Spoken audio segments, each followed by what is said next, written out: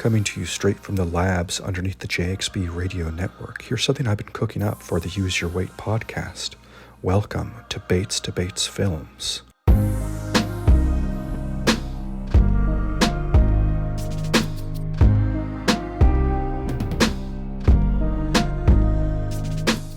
Hey there everyone, this is Josh Bates with Bates Films. Now, as of time of recording, Robert Downey Jr. has just won an Academy Award for his performance in Oppenheimer, and he gives a fantastic performance. But I want to go back, all the way back to 2008, to look at the film that paved the way for his comeback to stardom, Ironman.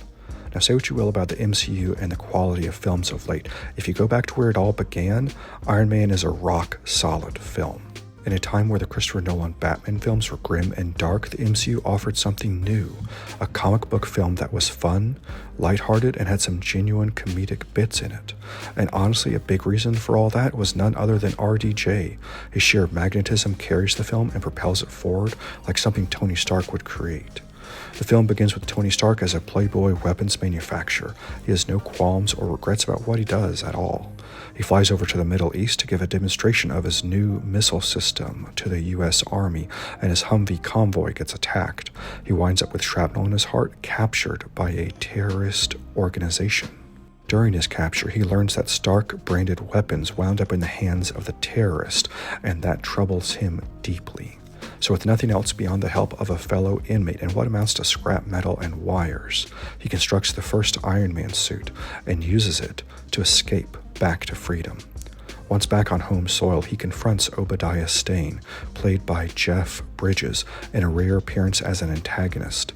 Stark is frustrated and upset that the terrorists were sold Stark weapons, but Obadiah is only concerned with bringing in as much money as possible. Stark begins to work on an updated version of his Iron Man suit now that he's back home and has access to all of his fancy gizmos and tech toys.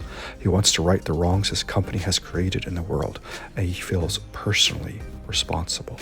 Considering RDJ's own personal battle with drug addiction, Stark's journey of righting wrongs and moving on from past mistakes feels genuine in a way that no other actor could bring to life.